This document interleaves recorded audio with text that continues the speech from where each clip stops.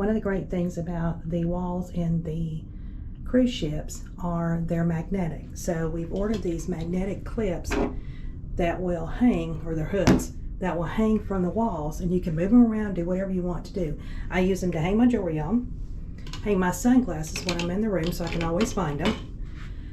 We have got our itinerary and everything that we've selected for the excursions, and so we have the times that we are doing different activities. Also, I hang my purse on it so it's ready when I walk out the door.